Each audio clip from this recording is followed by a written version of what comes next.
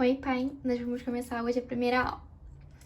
Então, a primeira aula vai incidir sobre as correntes teóricas das relações internacionais. São 4 teorias. Para ficar mais didático, eu vou dividir. E é importante salientar que as teorias, elas são como uma lente. Ou seja, é uma lente para você analisar os fenômenos internacionais. Então, as diferentes teorias vão ter diferentes análises, né, dos fenômenos internacionais.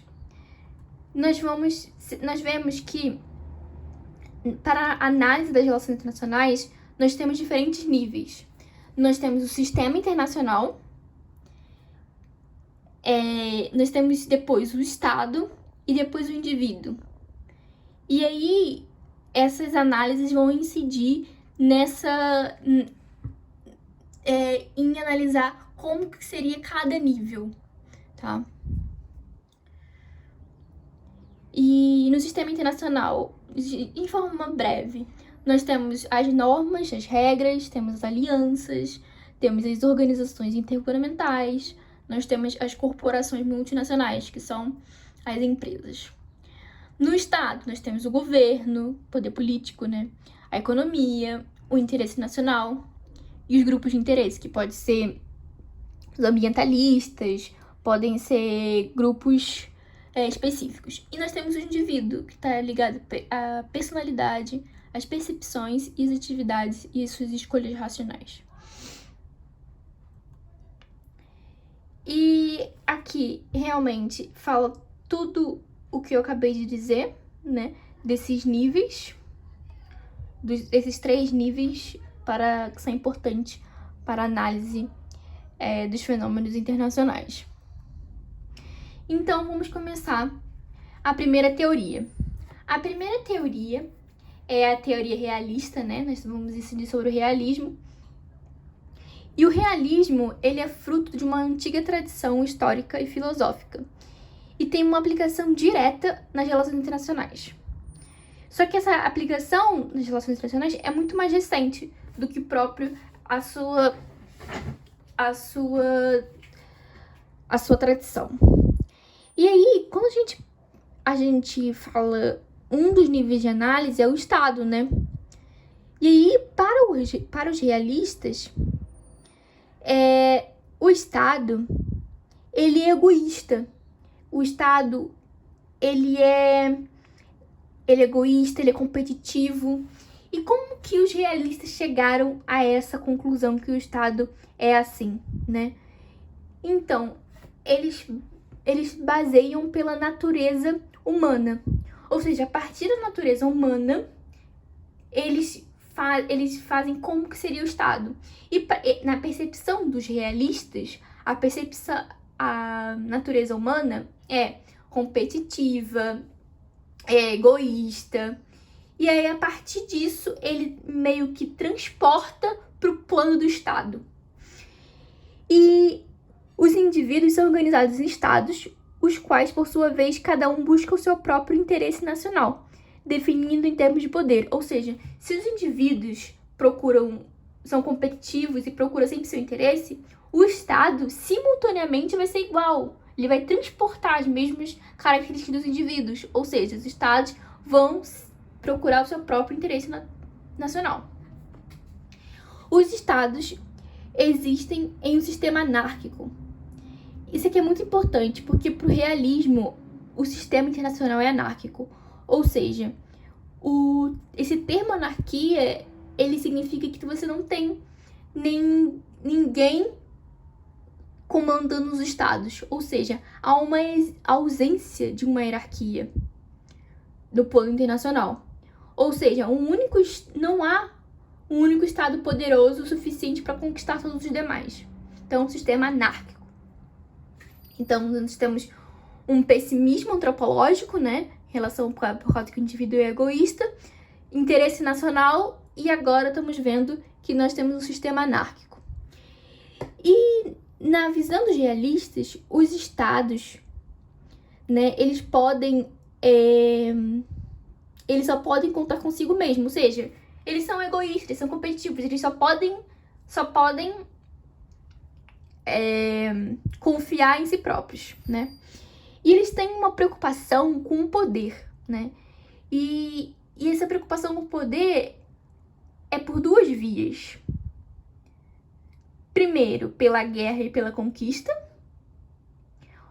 ou a outra via, que seria o equilíbrio, ou seja, pela divisão do poder dos rivais, por meio de uma política de aliança, ou seja, ele pode se aliar a estados mais fortes, ou seja, pela multiplicação do seu próprio poder. Ou seja, o que seria multiplicar seu próprio poder? Você ampliar seus exércitos, você fabricar mais armas. Então, essa parte seria do equilíbrio.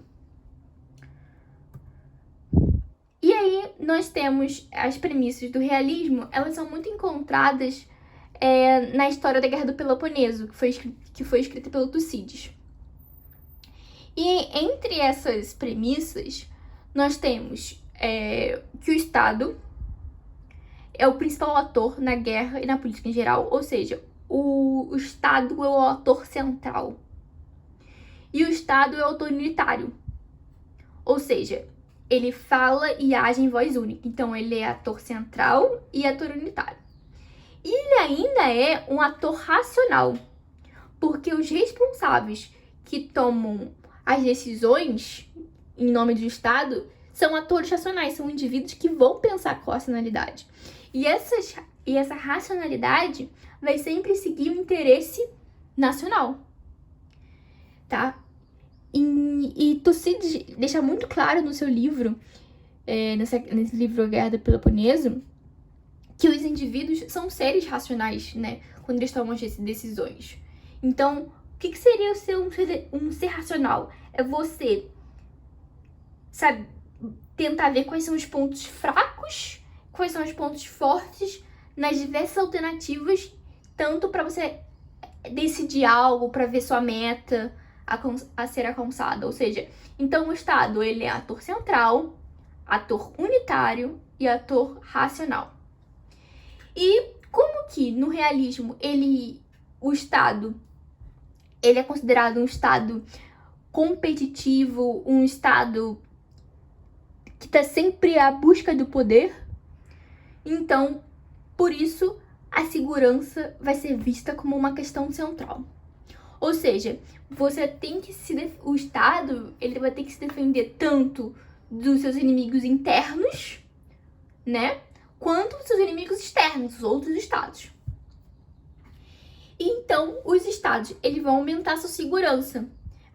E para eles poderem aumentar sua segurança, eles vão fazer por meio dos recursos internos, ou seja, o desenvolvimento da sua capacidade econômica, dos seus exércitos, ou seja, de forma interna ou externa. Externa seria alianças. E sempre lembrar que no realismo você está muito ligado com a palavra alianças. Então, sempre quando você recorrer ao outro, é sempre uma aliança, entendeu? Você sempre tem que ter lucro naquele negócio. Porque o Estado é um ator racional. Aí nos autores, né, do realismo, nós vamos ter o Maquiavel, que ele é o escritor do Príncipe, e ele vai elucidar as qualidades necessárias ao líder para assegurar a força e a segurança do Estado. E ele diz que o líder deve ser sempre atento às ameaças à sua segurança pessoal e também ao do Estado. E o príncipe, o príncipe responsável, ele deve estar preparado para tomar qualquer iniciativa que tenha em vista a preservação do Estado. Ou seja, sempre o príncipe tem que estar sempre ligado, tem que estar sempre guiado pelo interesse nacional. E Maquiavel, ele defende o uso de alianças e também uma série de estratégias ofensivas e defensivas para proteger o Estado. E Agostinho, ele fala que a humanidade é falha, egoísta e egocêntrica, ou seja, isso, como a humanidade é falha, o Estado também vai ser vai ser egocêntrico, egoísta. Então, assim, tem que lembrar que é sempre esse transporte da natureza humana para o Estado. E Thomas Hobbes, ele vai falar da sua obra O Leviatã, que o Leviatã para o Thomas Hobbes era o nome do Estado, né? Um Estado absoluto, um Estado forte. E Hobbes alega que a única cura para a guerra dentro de cada Estado foi o surgimento de um único príncipe poderoso, capaz de intimidar todos os demais, ou seja, um Leviatã. Então, era um Estado forte, seria o Leviatã. Assim, ele descreve esse Estado, o Leviatã, no sistema anárquico. Ou seja, na ausência de um soberano internacional, na ausência de uma autoridade internacional, há poucas regras capazes de frear os estados. Então, nesta lógica, para Thomas Hobbes, a guerra seria permanente. Então, você precisa de um Estado forte, o Leviatã. E nós também temos Hans Morgenthau, que ele, logo no contexto da pós-Segunda Guerra Mundial, ele vai sintetizar, né, o realismo na política internacional. E no seu livro, que se chama Política entre Nações, ele segue, né, o mesmo pensamento de Thucydides, de Agostinho e de Hobbes, e ele fala que a política internacional é caracterizada por uma disputa por poder. Então ele volta nessa questão do poder, né, que é muito importante para os realistas, e explica os 3 níveis de análise. Primeiro, o indivíduo é falho em estado de natureza. Ele sempre vai lutar pela sua autopreservação. Ou seja, ele vai sempre em busca da sua segurança, né?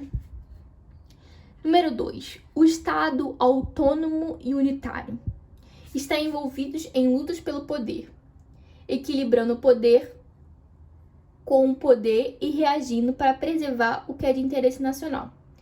Ou seja, o Estado, como a gente acabou de falar, o Estado sempre seguindo o seu interesse nacional. E o sistema internacional é anárquico. Não tem nenhuma autoridade que ponha fim aos conflitos. Ou seja, vai ser sempre uma guerra permanente, como falamos anteriormente em Thomas Hobbes, que ele falava que a guerra é sempre permanente pelo fato da anarquia. Aí, com algumas falhas, né, científicas do realismo, nós vamos ter o neorrealismo, ou conhecido também como realismo estrutural. E o principal autor do neorrealismo é o Waltz, que ele fala sobre a teoria das relações internacionais, na sua obra. E o Waltz vai reinterpretar o realismo clássico, o que a gente acabou de ver, a fim de converter o realismo político em uma teoria mais rigorosa, ou seja, que tenha mais fiabilidade, né, para a política internacional.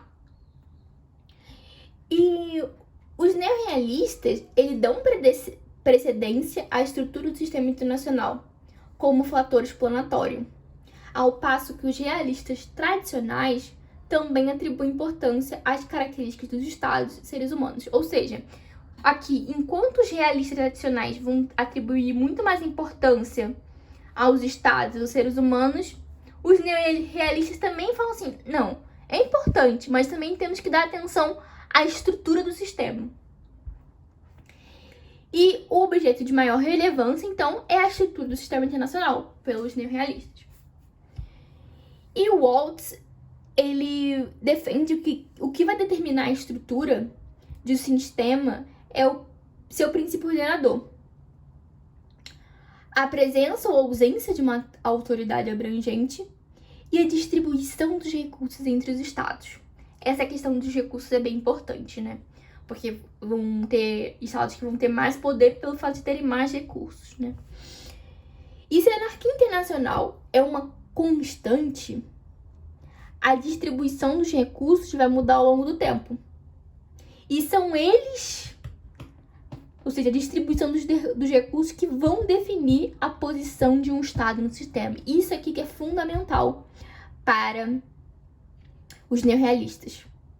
Que a anarquia internacional é uma constante, ou seja, sempre vai existir anarquia. A questão é a distribuição dos recursos. A distribuição dos recursos vai impactar diretamente a posição do Estado no sistema. Aí aqui tem um exemplo que fala sobre a distribuição dos recursos. Pode ser descrita tanto quando você vê a bipolaridade, quando você vê Atenas e Espartas, quando você vê Estados Unidos e União Soviética, ou com a multipolaridade, quando você tem 3 ou mais potências. Os neorrealistas, eles vão argumentar que quanto maior a distribuição global de poder, ou seja, quanto mais o poder estiver distribuído, vai ser aproximado do ideal de unipolaridade. Vai ser maior. O ideal de unipolaridade será maior. Mas isso nunca quer dizer, você nunca tem certeza que será uma paz. Então, nem essa distribuição global de poder garante a paz. Isso que eles querem dizer. E, em conclusão, não há uma tradição única de realismo político. Há realismos, porque a gente viu que tem a tradição ao realismo clássico e o realismo neoclássico. Só que, embora cada um dessas formas se baseie em um conjunto básico de premissas, ou seja, as premissas do realismo, que a gente já vai falar agora em forma de síntese, mas eles vão atribuir diferentes graus de importâncias, tá? Por exemplo, os neorrealistas vão atribuir muito mais importância à estrutura do sistema, em comparação aos realistas tradicionais. Assim, o fator de união dos proponentes da teoria realista, quais são os fatores proponentes da teoria realista? Ênfase do Estado unitário dentro de um sistema internacional anárquico e que a ameaça de guerra se pode administrar, mas nunca vai se eliminar por completo. O que vai distinguir claramente das outras teorias que nós vamos falar em breve, os liberais e os radicais. Então, sinteticamente agora, em 1 minuto, nós temos o realismo ou o neorrealismo. Os pressupostos básicos dos dois que eles têm em comum o Estado é um ator unitário, é um ator racional, porque ele busca sempre seu interesse nacional, e é um ator competitivo, pelo fato que a natureza humana, como Hobbes falava, o homem é o lobo do homem, Hobbes falava isso, o homem é competitivo e, como o homem vivendo em sociedade, vai transformar um Estado também que é competitivo e egoísta. Ou seja, a natureza humana é maligna, é egoísta. E o sistema internacional é anárquico. Para os realistas, não existe organizações internacionais. O que existe é alianças. Os estados podem se aliar caso aquilo seja bom para os estados, porque os estados são racionais. Eles agem de acordo com o seu interesse nacional. O direito internacional não se sobrepõe sobre os estados. Afinal, nós estamos num sistema anárquico, mas eles não consideram que o direito internacional vai se sobrepor aos estados. O poder para os realistas é o hard power, é o poder das armas, é o poder porque o principal para eles é a segurança. E qual que é a matriz do realismo, se eu fosse explicar em uma palavra o realismo? É a sobrevivência. Eles lutam sempre pelo interesse, tá? Eles vão sempre lutar pelo interesse e pelo seu poder. Terminamos a primeira aula. Terminamos não. Afinal, aqui vem uma teoria em resumo que eu acabei de explicar mas vamos voltar aqui. Então, os atores principais são os estados. Os mais poderosos vão ter mais relevâncias. Os mais poderosos são quais? São os que têm recursos. Visão do indivíduo, inseguro, egoísta, sequioso por poder. Visão do Estado. Visão do indivíduo vai transportar a visão do Estado. Da mesma forma, o Estado vai ser inseguro, egoísta, unitário, sequioso por poder. E vai ser racional. Visão do sistema internacional, anárquico. Ou seja, por ser anárquico, não ter nenhuma autoridade, eles sempre podem ter aquele feeling de... Sempre pode ter uma guerra. Ou seja, o sentimento de guerra vai ser permanente, né? Mais estável. Ou seja, por mais que tenha esse pensamento, esse ambiente de guerra permanente, os realistas falam que você consegue dar uma estabilidade de acordo com a distribuição global do poder, né? E nesse caso seria a unipolaridade para os realistas. O entendimento a respeito da mudança. Então, aqui ele fala que a possibilidade de paz perpétua, em termos lógicos, excluída, ênfase deslocada para a administração da frequência e intensidade das regras. E os principais teóricos é o Tucídides, que escreveu o Peloponeso, Santo Agostinho, Maquiavel, Hobbes, Morgenthau, Waltz, Gilpin e Mersenne. Esses Gilpin e Mersenne eu não sei sobre eles, mas os outros são os principais do que eu falei.